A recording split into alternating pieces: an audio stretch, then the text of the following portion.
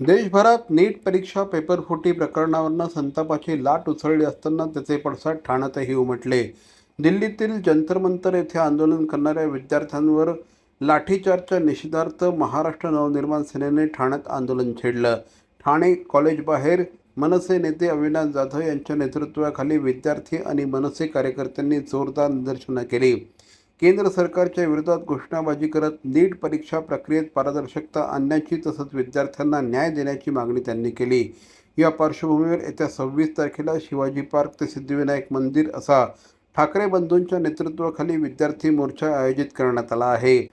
या मोर्चामध्ये मोठ्या संख्येने विद्यार्थी आणि पालकांनी सहभागी व्हावं असं आवाहन श्री राज ठाकरे यांनी केलं आहे.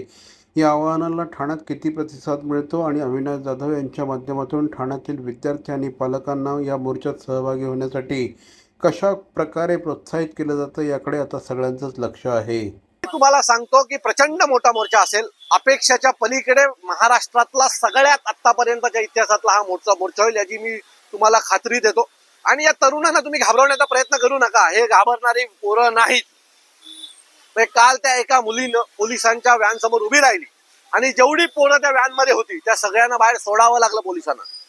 एक वेळ येईल यातली अनेक मुलं तर पोलिसांची मुलं आहेत. आंदोलनाला येणारी अनेक मुलं ही पोलिसांची देखील मुलं आहेत, राजकीय नेत्यांची देखील मुलं आहेत. आज पोरं घरात ऐकत नाहीयेत, ही मुलं उद्या रस्त्यावर देखील ऐकणार नाहीत. त्यामुळे आत्ताच सरकारच्या हातात आहे की सरकार पडायच्या आधी मंत्र्यांचा राजीनामा घ्यावा, नाही तर उद्या भारी पडेल. मी त्या पाठिंबा द्यायला त्या मोर्चात चाललो होतो, त्या मार्च मध्ये होतो. माझ्या डोळ्यासमोर लाठी हल्ला झालेला आहे, माझ्या डोळ्यासमोर कपडे फाडलेले आहेत, माझ्या डोळ्यासमोर लोखंडाचे खिळे लावलेल्या काठ्यांनी डोकी फोडलेली मी बघितलेली आहेत. हा सगळा उद्वेग हा मनात साठलेल्या सगळ्या विद्यार्थ्यांच्या, मला सगळ्या देशातल्या या कॉक्रोच आणि या सगळ्या विद्यार्थ्यांचं मनापासून अभिनंदन करा असं वाटतं की या देशात कोणी न बोलणारे लोक शेवटी हे बोलायला लागले आणि एक मोठा पब्लिक क्राय उभा राहिलाय. धर्मेंद्र प्रधाननी राजीनामा द्यायला पाहिजे, ते आहेच हो, पण माझं सगळ्या विद्यार्थ्यांना आणि पालकांना त्यांच्या एक विनंती आहे की हा आवाज दबू देऊ नका. आम्ही तो दबू देणार नाही.